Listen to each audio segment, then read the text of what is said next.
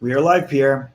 Hockey Nation fans, welcome back to another special edition of the Hockey Nation Live Show. This is your co-host, Cold Frenchie, directly from the booth, and we have to go all the way to the West Coast to get another co-host, Michael Levelano. Good morning, Pierre.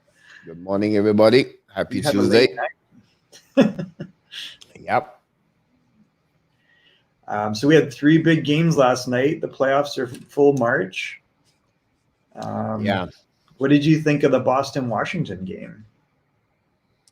Like he took only 39 seconds to score the goal in OT, so that's a shocking little bit.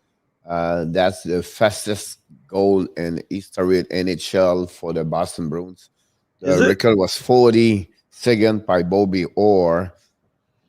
So Marchand become the quickest net. It's a funny game because 2 ways. Washington dominate at some point. Washington dominate, right? And then, but at the end of the day, we have to give also a Greg Anderson the first star of the night for me because, like he got, 46, 47 shots last night. I was so surprised by that, Pierre, because he did not look great. But I'm like, he had a lot of rubber.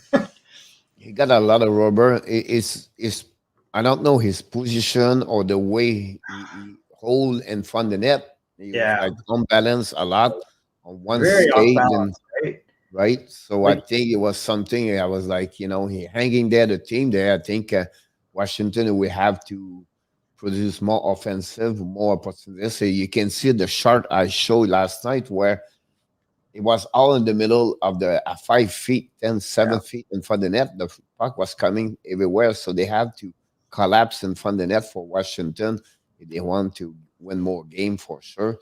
But you have to give credit. I think Boston, the first game, Marchand, Bergeron, they're having a great game. And then they step up yesterday. That's a big difference right there. Bergeron a goal. Then Marchand a winning goal over there. So, and then again, Taylor Hall, that's why they picked him up. Right now, I think I would say to you, Taylor Hall 1 and Manta 0 at that moment. You know what I mean? Mantha's been terrible, Pierre. He's been what he was in Detroit. Like after the first 5 games, he hasn't scored. He's played like 10 games now without a goal. Yeah. 11 games without a goal. He played because he had 4 goals in the first 5 games, right? Something like that, yeah. I think I have one night with 2 goals, I believe. Nothing. To think what they gave up to get him. Hey, Craig has joined us. Yarmo's here, guys. Let's add Craig in. Michael was on that. Good morning. Yarmo. Hey. Yarmo. It's not Jarmo, but Yarmo. Yarmo. Yeah, the Finnish way, right? Craig Vini. What's up, guys? How are you? How are you doing? Did you see what Mike Smith said the other night about that Panther Lightning game? No, what did he say? He said it was the best game maybe I've ever seen, certainly in a while. Wow.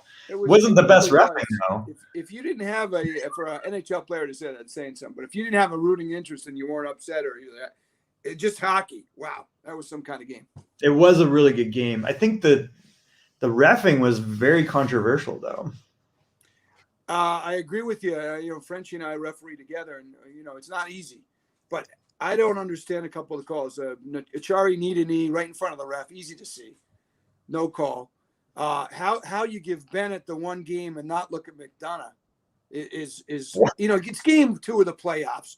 All year long, you let everything go, and now you're calling that and not on the other guy in game 2. Take out your number 2 center. Come on. And then Barkov gets mauled. I mean, every ref in the world knows who the skill guy is, right? Now, if he has a penalty, fine, throw him in the box. He gets tackled by Ruda, and you give him. You don't. If I'm Frenchie or me, this is my take on it.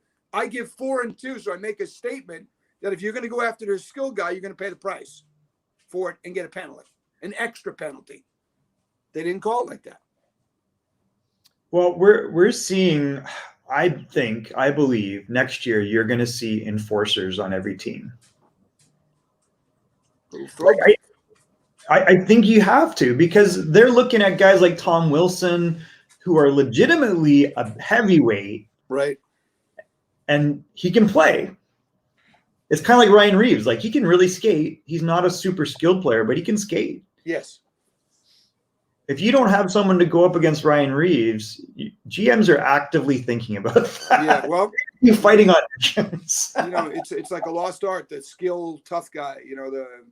The Clark Gillies who can score 30, and those are rare players. The Panthers been looking for a power forward forever. For sure. Chris Wells, they thought they were getting it back in the day, but they got one in Hornquist. He's not the same type. I understand. He's not a bully coming at you. He's fearful in front of the net, but he's not running your tail into the boards, and he's not nasty per se. He's just tough. So I agree with you guys.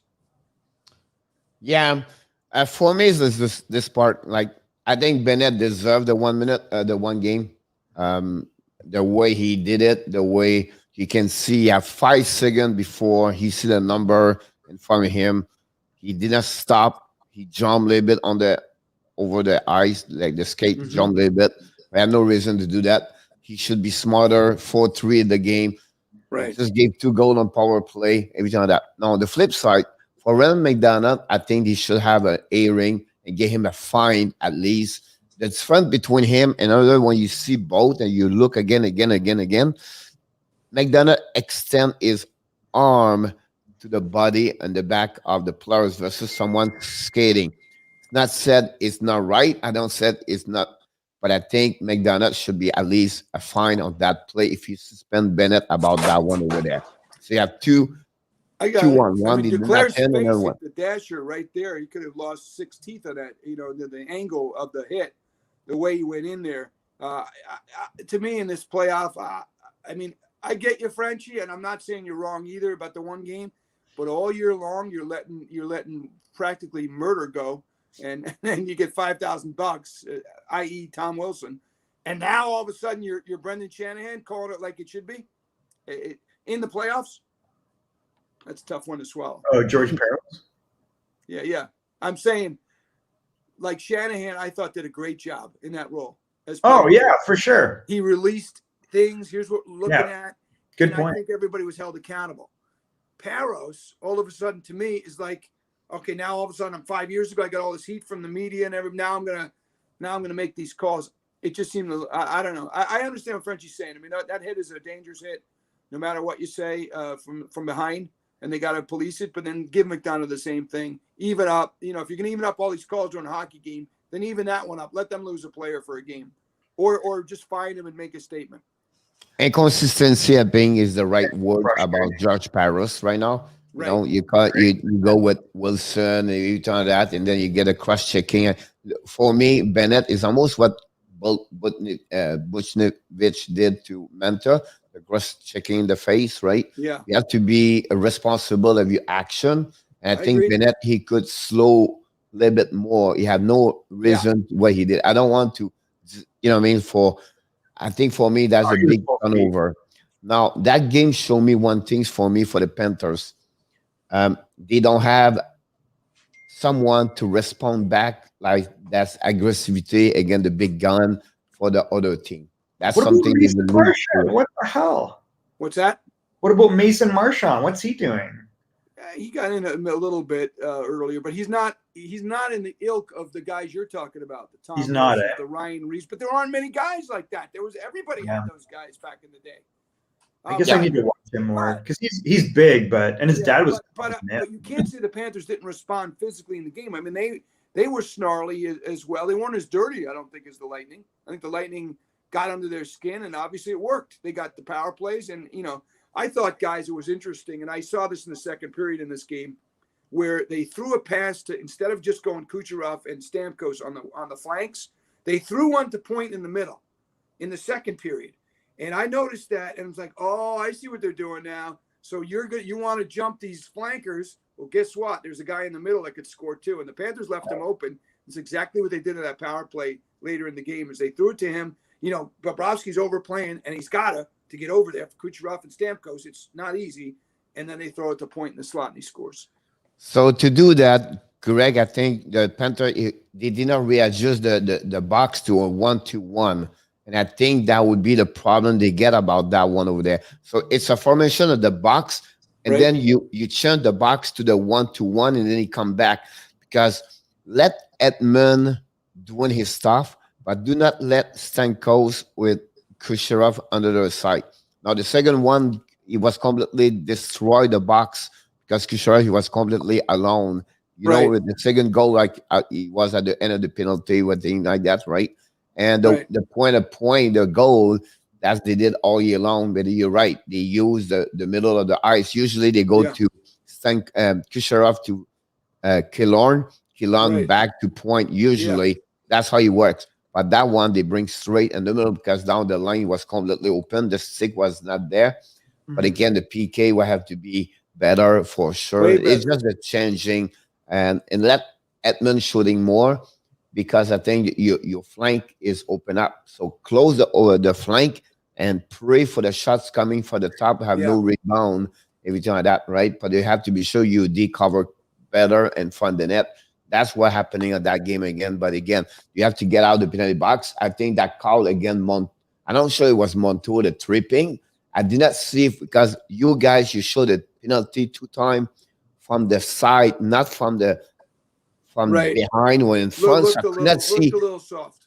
Yeah, I don't know if Montour extended the legs. That was my problem with that. I did not see it really well. But I think for overall, all the call they missed, and they gave this one to Montour. Right. I was shocked my head on that one. It does seem like when Tampa Bay has the puck on a power play, it seems like the 2 minutes or 5 minutes. You keep looking and say 140. How can it be 140? There's so many weapons, and they just get so much. They have the puck the whole time, and it seems like they squeeze every 2 minutes. I swear, I'm looking. Is it a major? I mean, 132. They got 4 shots already. They can't get in the box. I thought they outplayed them. If I'm a Panther after the game, I'm saying, I thought we played better, except for when they took the momentum second period away with the power plays. I thought 5-on-5, they were solving Vasilevsky, and yet at the end of the game against a great team, you still lose the game. Absolutely right. I think the second period, they completely did not show up very well. The momentum changed, right? And I think that's in play. For me, I'll be honest with you. I select Tampa Bay for one reason. Panthers have nothing to win. Like, they nothing to lose. They go learning. Go get that learning, playoff mentality, mindset. Right. Where you're going to learn from that and then be ready next year. I think that the future will be so good for them. But again, they can compete with them. But I think their defense, you can see last night for me, this game missed more Eric Ekblad. Like any other game, he does not play. He really missing yesterday again that game for me. Mm-hmm. Hey, I just saw, I don't know if you guys saw this. Drieger is starting tonight. Yeah. That's what I read in the thing saying. Yeah, I just put a tweet out about an hour and a half ago, and I said, "Look, I don't have any insight in this. I'm not even working the hockey game. I'm doing a Marlins baseball game." Oh, really? So I'm not working the hockey. I put this tweet out an hour and a half ago. I don't have it. Nobody called me. I just said this. Look, if you look at how he's done it this year, he's not worried about hurting anybody's feelings. And I'm talking about Q. He doesn't have to answer to his GM was paying him $10 million because the GM didn't sign the job. And Bob didn't play a bad game. He was okay. He made some big saves. He didn't make the big save in the end. I don't put it on his shoulders. But having said that, he didn't steal it either. And I said, just for me, I think they'll go with Drieger. But they could go with Bob. And they're going with Drieger. I mean, I think it's going to be very interesting because, Michael actually brought it up that, he's not signed, right? Is he? No, he's an unrestricted free agent. So it'll be interesting to see what they do with Bobrovsky, because you would think if they expose him, they're not going to grab that contract. They'd have to throw money at him, right, Mike? I mean, can you do a deal where I'm just talking can you throw $6 million at Seattle and say, take him, we'll pay 30 or whatever the number is? Good. Or you could keep 40%. Yeah. Or can you do a deal where you do have Spencer Knight, who showed you that he's going to be pretty good?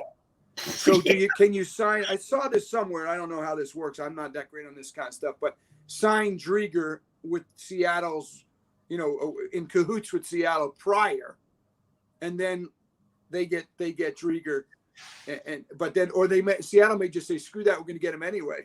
So the Panthers could leave him out there. Yeah.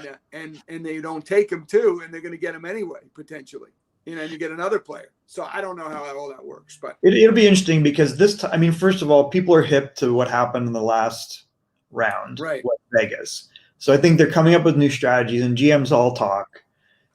There's a lot of unrestricted free agents, and we know that Seattle gets the first crack at free agents before the draft. That's pretty good. Did you mean Kraken at it?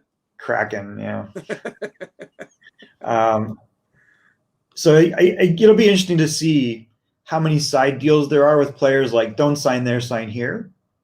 You know, the other thing, Mike, on this is that if they do this deal that we're throwing out there, they guarantee to get Drieger. If they don't, now they're going with everybody else in the league. And I don't care if Drieger has look, if he has a great game tonight, even better. I saw enough of him.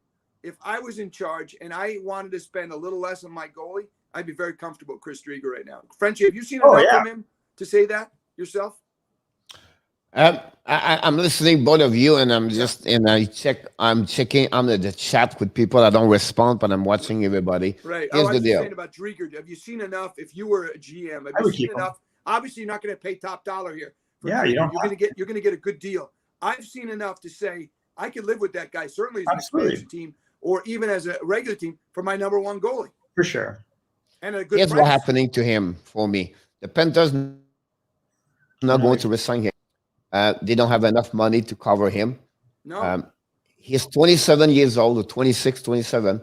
This kid, Greg, you know you've been around many athletes. He's not going to have 3 more chances to have a big contract on his career. Right. He came late, right? Right. So he's looking for a minimum of $4 million. I would think. All right. Yeah. And Florida cannot have someone at $10 million and $4 million, not a chance. and they have a star behind them. It's coming up. I think for the loyalty of what he did for the Panthers going to give back to him that loyalty, and Seattle is going to get him and sign him for 3.5 with 4 or 5 years, or $4 million, maybe 4.5. That's what he's going to get over there. And I really believe that's where he's going to be there. And I think he's not going to be only a number one over there. He's going to have a 2 goaltender at $4 million. Right. Someone with a little bit of experience, match those 2 goaltending. Right. And that's what I believe Seattle is going to do. I like it. He's not playing 60 games there. But the thing is, if you can make the deal with Seattle prior, then that could be your guy you lose, which would work out in the Panther benefit too. And not everybody's Mr. Charity out there. I mean, they do want to do good for him, but they're looking out for their own talent. They should. And if you can get rid of Drieger in that manner, that makes sense, and then you don't lose anybody else. That's your one guy. But you have to do a deal with Seattle before that, otherwise that doesn't happen. I would sign him, guys, to 3 years, $12 million. I would expose Bob. They don't take Bob, that's fine. Why you expose Bob? You don't have an NMC? Oh yeah, you're right. That's a problem. So you can't, right? Yeah. What's that? God damn it. No movement clause. Oh yeah. You're right. So it wouldn't work. No movement. Yeah. Well, I'll tell you what. I talked to somebody who's very much in the know today, about 2 hours ago, and this person told me if they don't start Bob tonight, they're going to lose him. You know, up here. I mean up here. Why? And you're 10 million. This guy knows him pretty well. I don't know Bob that well, but he's a number one goalie. He's paid $10 million, and he wants to play this game.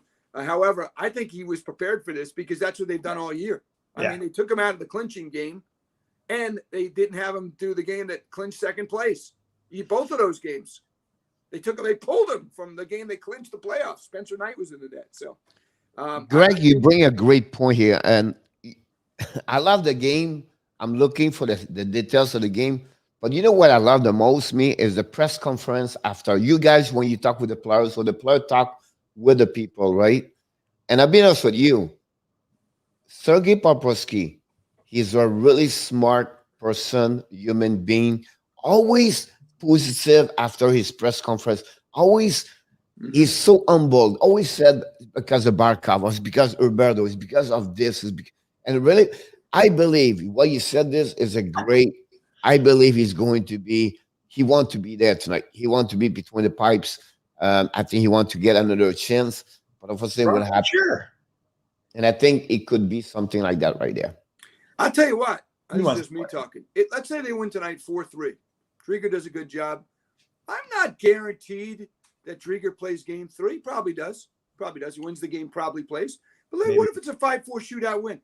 This is, and I'm sure they're telling Bob the same thing. They can't lose him because he did play pretty well. He didn't make the big save. They could have won that game 5-4. They could have been reversed. They should have. They don't take a dumb penalty. They probably win in regulation.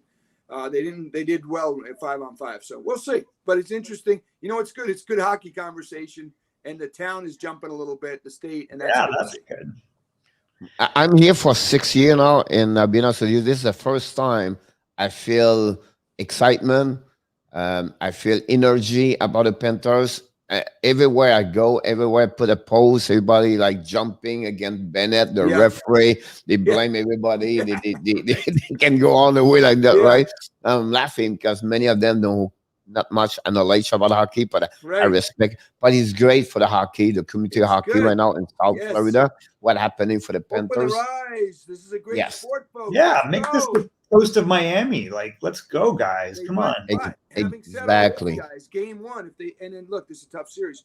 They lose in 5 games. They're still going to miss that fringe fan out there who's just about ready to jump on. They need to win this series somehow, some way. If they did that, then have more people annoying Frenchie when he goes to Starbucks in the morning about the call the ref missed. The second thing I would say, Greg, is what is also maybe you're around Florida and like the people on the chat. We have about 7-8 fans Panthers right now, but I'm more like I watch Toronto market, Montreal market, the NHL TV, everything like that. You know what they talk the most? That series. An expert like I don't know, Pierre Lebrun. What he said? That's the series we need to watch. That's everybody around hockey right now talk about that Tampa Panthers. That will put Panthers on the map. That will put Barkov to know what exceptional player he is because of that series right now. Got a superstar there, right? So I think it's unfortunate Ekblad's not in because it would be that much more competitive. Right. I think that no matter what, this feels like Quebec Nordique versus Montreal Canadiens in the 80s. This is an actual rivalry now. They're both high-level teams. You've got the Stanley Cup champion, and then a team that's able to kind of step up to them. The key will be in a regular format where they're playing all divisions. Can they have similar success next year? Is Florida as good as we think? And we're going to find out. Right. But for now, it's fun, right? Next year, I think it's a lot tougher for them. Great stuff. But, this is a tough series to get through. I grew up Islanders, Rangers. To me, it was the best local rivalry. Both teams were good. That's the key. Both teams have to be good at the same time. And you got to make the playoffs. And with this format, here's something way beyond this. But because they finished with 79 points, they guaranteed no worse than the third seed. Actually, they're the second seed. They're more than Toronto and Pittsburgh. Wow. So what that does is if they can get through these two, which is a tremendous if, it's probably going to be Carolina if you're a betting man. But who knows? They got a shot, right? They would face the North Division team, by my math, as the third seed. In other words, the step from the Stanley Cup is going to be Toronto or Edmonton, probably. Right.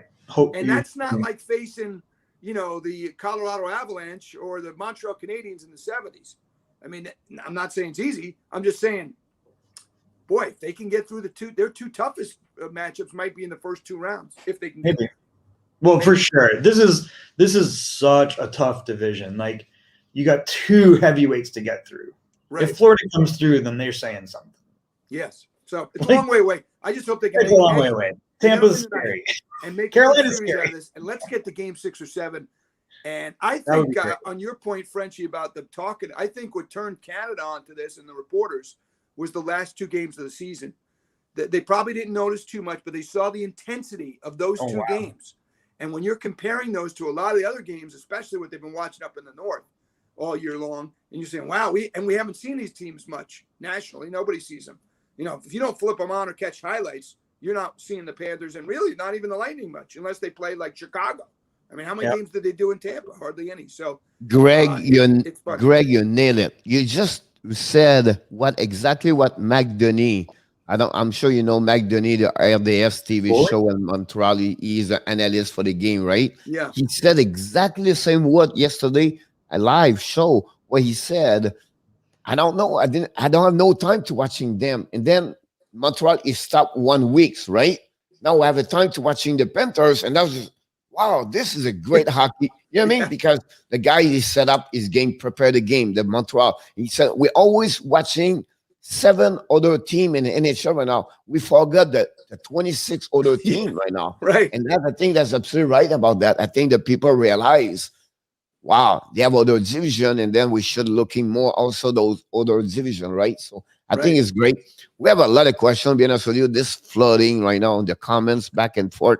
We have people from Finland. We have a lot of fans from the Panthers right now. Frank Zalazar, Dick Z, Michael. They all been to the game, by the way, Greg. Yeah, that's true. That's great to see that. It was sold out. It was great to see, by the way, the people in Carolina last night. Carolina yesterday. Was that sold out completely, Carolina? Oh my God! Yeah. Oh, yeah. Oh, I saw the shot, and I wasn't sure if the guy was. I didn't realize they opened up completely. I'd be shocked if it's not. It's at least 75%. Oh, no, I mean, if they opened it up, it's so. I mean, they're huge there, right? They look opened huge. it up. I didn't realize they opened it up to everybody. I think if they didn't, I'd be shocked. Down the line, maybe that move right there in Carolina is going to give open up more other teams. It's funny you said that, Greg. You said everything right now because Montreal this morning. The mayor of Montreal, he would give an answer Friday to open up the Bell Center for the game. It's ridiculous. Give me. Are we talking first round? Frankie? Yeah. Oh yeah. Wow, that would be. Yeah. So because he started in Toronto, right? The other side there. Wow. So they go to Toronto Thursday and then Saturday. Then they back in Montreal, and that they expect maybe to open up the people there. That is, you know what's beautiful about that is, especially if Toronto doesn't, it adds another layer to the rivalry. Toronto's going to. Oh well, it's the only thing that puts pressure on politicians in Canada is hockey because hockey. That's like it's stupidity. People here are different than the people here. What am I missing? No, well, it's not like the policies are working. It's not like they get an incredible the rates and whatever. Yeah, it's just got. No COVID, but whatever. That's I don't like to get in the politics. It's nonsense. But we'll see. What do you think of the Tampa Cap issue? You know, so they didn't have Kucherov. They got a break there, right? Because they weren't intending to do that. He got hurt. Yeah. So all of a sudden it did help them. By the way, they did get rid of Verhaeghe. They couldn't really afford him, I guess. Yeah, good point. I guess that was part of it. I am not a capologist. Yeah. It's one of those topics I've never gotten into that much into the money, and so I'm not the best guy to ask about it. So they're saying they're cheating because they skirted the salary. Yeah. I don't see it as cheating because they've paid the players. It's over, right? And that's how the league works. Yeah, and the cap burns down, leading up to the playoffs, and the playoffs are bonus time. They're separate. So really, the cap is not counting in the playoffs, and I think a lot of people are complaining because they're at 91 or 92 million, or maybe more. It might be more than 98. That. Well, okay. Hold on a second. At the deadline, though, now they made some deals where they were able to move some money. That seemed a little fishy, but that's under the rules. They were able to do that. It does seem like you can skirt it. Maybe they need to look at that because they're moving money, paying stuff. That seems like it's not within the spirit, to me, of the rules, not knowing that much about it. But obviously the NHL allowed it.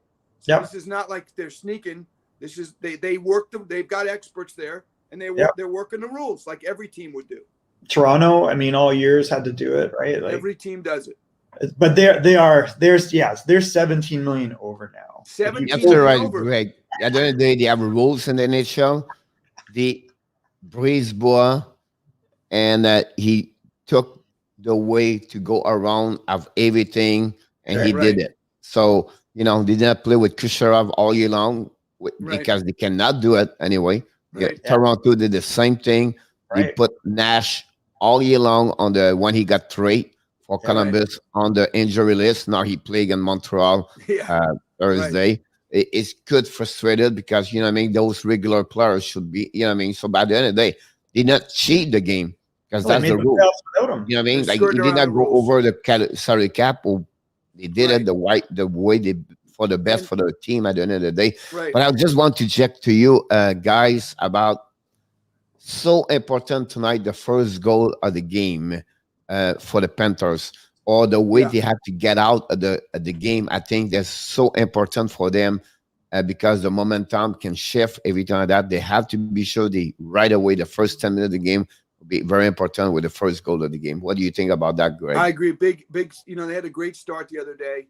Gave up the shorty, but really, I actually didn't see the first 20, 30 minutes because I got maybe the first 10 minutes of the game. Got home from doing the baseball game, but then I picked it up and taped it too. I was impressed at the domination that they had, even though they weren't winning the game. And I do think tonight's even more important. Imagine if they give up a penalty 20 seconds in the game, give up a power play, you're on your heels already.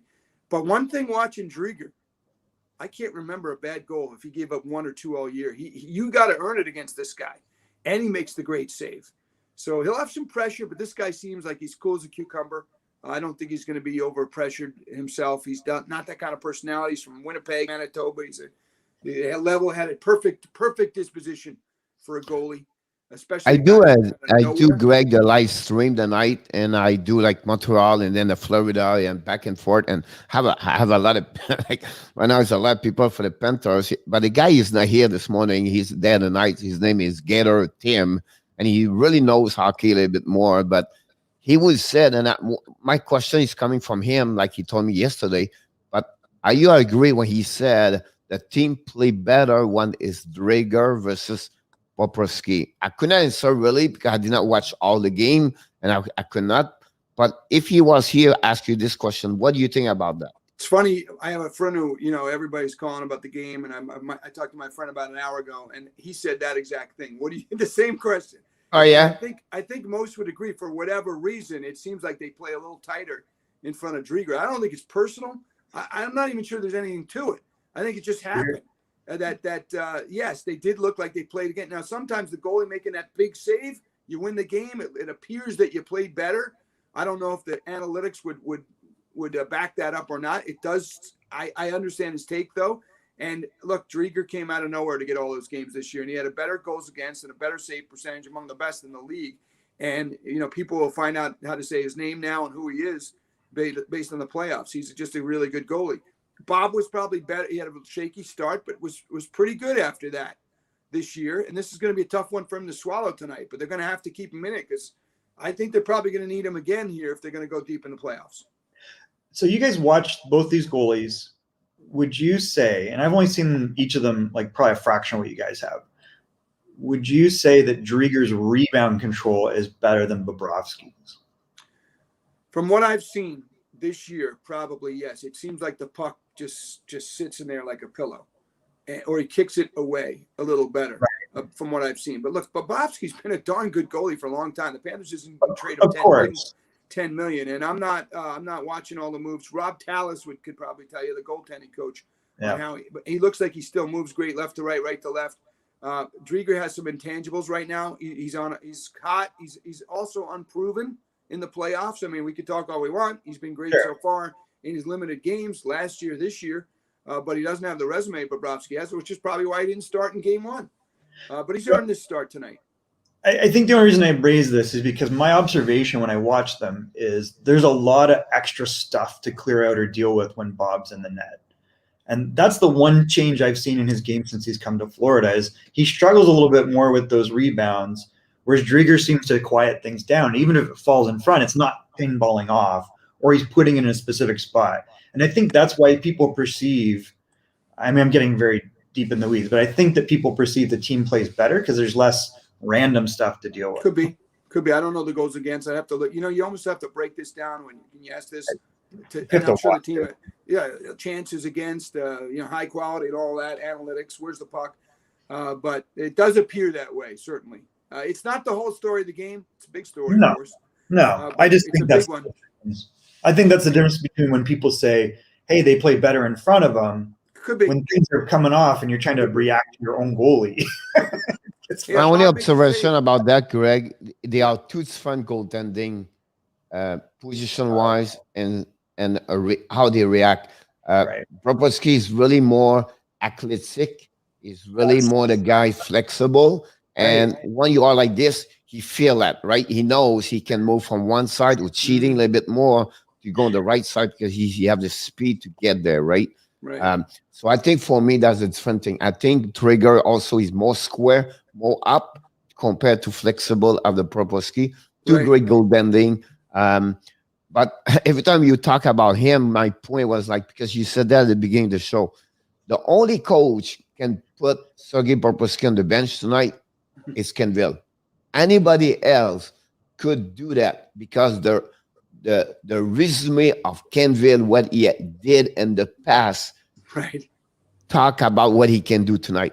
But you cannot ask to any other coach right now, less a 5-6 year in NHL, take a guy from experience like Sergei Bobrovsky with $10 million per year and what he accomplished in the past and tell him today, buddy, you're going to be back up and I bring Chris Traeger. No, Only that's a good point. CANVA can do that. Yeah, That's a great point. I Only agree. him. Yep, Drieger's in there. He's got the backing. It helps to have the backing of the guy above him too. But you're right, and he did it all year. From what I understand, he's got a short leash with goalies. Everybody knows that, and this is not a surprise if you watch I mean, look at the games played this year. I mean, virtually even, and Drieger was out for a while too. So, and then if you reevaluate the game at the Sunday, I would say to you, the zone coverage and the D have to get better. The second thing, they cannot give away breakaway like they did. They gave 3 breakaway last game. They have to be better. I think people was funny because people said Wegar and Forsling have a good game, but on the stats, they don't have a great game on the defensive side compared to the rest of the D. They have to be careful about that. It's not always offense. Makes sense? So manage both ways of the game about that one over there. And I think they have to collapse more and they have a better coverage on the defensive side. The good thing about that, they can score against Tampa. They have the offensive, they can respond about that. Now, everything without Bennett, every center now jump on one spot. So Weber, when Wenberg is going 2, Charity is going to be 3, and then they bring back Lumico as the 4th center. That's I just read Josh Richard right now. So that's the only thing happening right now with the lineup. No other change or the effect, the goaltending. You're right about that one over there. So and I assume Bob's the backup tonight. I would assume that Bob would be the backup. Yeah. You're not going to see Spencer Knight. At least something happening over there. But I think you said earlier, if they win, I would say to you, Drager is back in the lineup. If they lose, Bobby will be Sergey will be back in the between the pipes. You have to be careful about that. As a coach, you cannot play like this also for the mindset for the rest of the team as the player, right? The player likes someone better to the net, everything like that. So you have to be careful how they feel, Barkov, Roberto, and Orvis, and those guys want the shifting like that. So you take a decision, but you have to be sure the feeling of the players are acceptable about what they take as a decision too. Does it make sense? I think Bob could put Michael in the net tonight, and the players would say, Q. We're with you, Q. I think if I'm him, I kind of think about rotating it, because no matter what, this feels like a referendum on Bobrovsky. Like, I feel like if you say, hey, I'm going to go back and forth, this is the way it is. If you go back to Bob and he loses again, are you pinning the blame on him? If you go back to Drager and you're sitting him, are you pinning the win on Drager?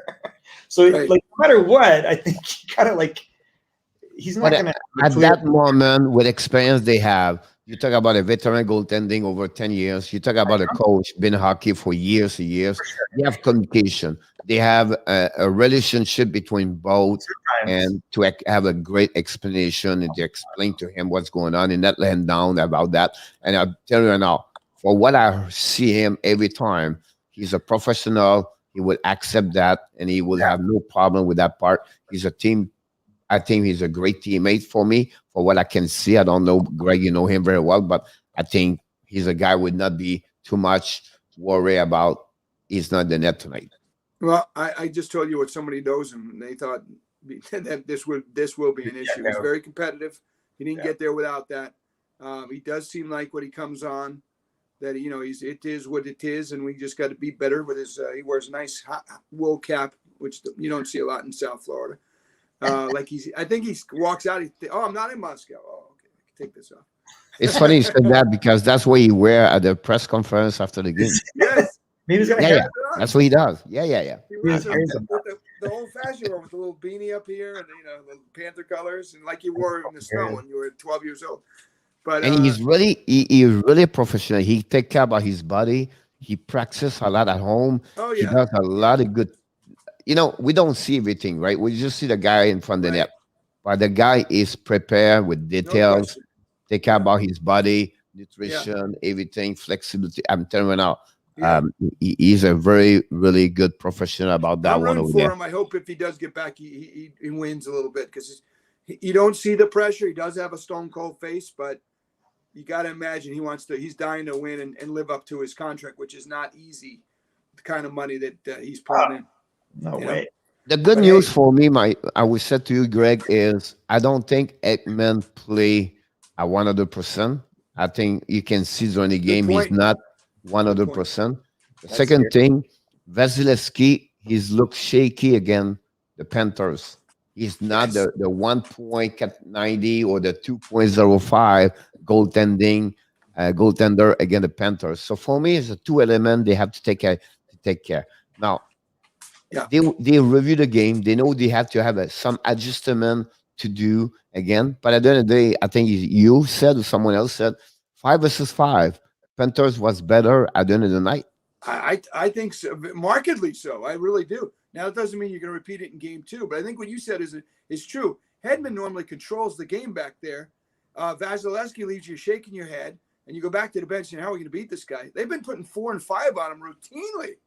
I mean, his goals against, I looked at her, it was like 2.08 against the rest of the league and way over 3 and even higher now against the Panthers, over a goal difference. What does that tell you? This year. And in the playoffs, they scored 4. Now, tonight he could go out and shut the door down. He's a great goalie. But you're telling me if one is in the head of the other, and I told you at the beginning of the year, the Panthers going to be in Vasilevsky's head, you look like I was nuts. And at least they're able to handle that. But they got it. You can give up 3 and win, which you couldn't say. But you give up 3 against Vasilevsky. Good luck. I'm going to put you on the spotlight, Greg. You cannot lie. Just kidding. Where did you put the Panthers at the beginning of the season?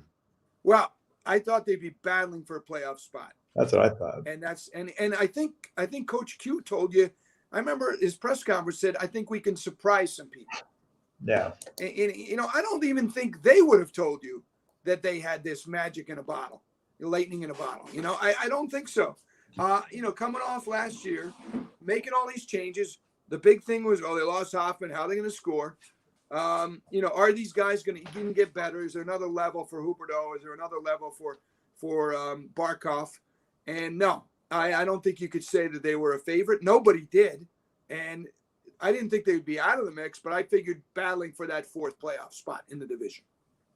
I did not put them in the and the playoff, to be honest with you. But I think you bring a couple of points. I think Huberdeau, Barkov, Ekblad, Drager step up better hockey player this year of what they did in the past. And that's the reason I believe they make the playoff. All the ad bring this thing better. But I really believe the reason, because when you think Dadonov and Hoffman and Ola left, we talk about almost 60 goals out of your pocket, throw outside. And now you get Weinberg with 4 goals, I believe, last year. Right. He had 2 goals, I think. Did he get 7? I think he had 9 goals last year. No way. 7 or 9. He had 4. Verhaeghe. Oh, Verhaeghe, yeah. Verhaeghe, I mean, the production, Verhaeghe had like 9, but he was still good in the playoffs. Not a guarantee on a first-line player. I mean, you pick up Verhaeghe, you're like, it's like getting March's show. Okay, you can see the talent. Yeah, but give him an opportunity. You know how the NHL is. If you get in the power play unit, look at Vincent Trocheck. The Panthers took him off the power play. He could barely do anything. The Canes put him back on, and he's a stud again. Because Hoffman got here. So you give guys more time and more opportunity to earn their keep, and they got the talent. Sometimes it happens. And the Panthers caught some lightning in a bottle this year with some of these guys with some great decisions that they made. Bill Zito, he's got to be executive of the year. Q probably coach of the year. Yeah, I would think. Well, the Minnesota guys got something to say. Outstanding year. The Wild were great. That's a good series over there. How about them winning that game 1-0? Holy moly! Wow. Well, that's we don't, not to shift gears, but I said this all playoff last year. Like, Vegas does not move the puck well. Like, and their attack is like this. And in the playoffs, when everything is junk, everyone's ready for it, and they're ready to play that style. Because I think Vegas's success during the regular season is largely because they play a playoff style game. Okay, well, now everybody's playing a playoff style game, and you're seeing it again. Like, they don't open up angles of attack. Compare that to Tampa. Like, Tampa's got two options here and there. Boom, boom, boom. And the players are reading it based upon what's happening. There's none of that in Vegas. They don't have that much fancy talent, like they have talent, depth, but there's something wrong there. And Minnesota, you've got to give them tremendous credit. They are so fast and so much more talented than we thought. They're more fun than they used to be to watch. Oh my God, they're way better. Kaprizov leading the way, and they're even Greenaway and interesting. Eriksson, Ek, and Greenaway. Like, who would have thought? So the games last night. How do you feel about Carolina after watching Game 1 against Nashville? I only saw a little bit of that game, to be honest with you, last night, so I didn't lock in on that one as much as I normally do. But having watched them all year, to me, they just look like they're the team to beat in the division here, and I'm not even sure it's close. I'm not. But again, I know Nedeljkovic. How do you say his name? Nedeljkovic, or I don't know. I'm making it up every. Nedeljkovic. He played last night, right? Played great. Yeah. Now I thought Mrazek was going to get the start coming in. Was he banged up, or they gave it to him? I don't know, but they went right to the young guy. Yeah. They gave you right away. You have no injury for. Okay, so that's interesting. Because most people feel like if there's a weakness on that team, they don't have a name or stellar netminder who's proven in there. Although Mrazek's darn good, and Reimer had a good year too. But their penalty kill is outstanding. They with that line with Aho and Teravainen, they keep coming at you. And Trocheck. Teravainen was great last night. Oh, he's if you watch him, he's like to me, he's one of the unknown stars. Absolutely. That you watch his game, you're like, wow, he is something else. Got a wicked shot. They're going to be tough. They are good. His vision of the game is really special. Mm-hmm. Like he is a step ahead where he knows where he's going to move the puck or not, and he's reading and reacting. Like, great passer. And to think that he came from, like, you think of how many guys like that left Chicago because they just couldn't keep him. Right. If they'd been able to keep guys like that, they might be a little ahead of where they're at. It's kind of interesting. The Panthers got Forsling via both of those teams. Played in a little bit in Chicago, and I think he was waived by Carolina. And of course, the Panther people, Dudley and those guys, have been watching him. And here's a guy who's getting number one minutes there for them in Ekblad's absence. He's been a big player for them, the defenseman, for people not watching, number 42, who's getting some power play and shorthanded time. You could argue if you want to make a trade, you trade also with Toronto because Verhaeghe was drafted by Toronto, wasn't he? I think you're right about that. And then Connor Brown. Yeah.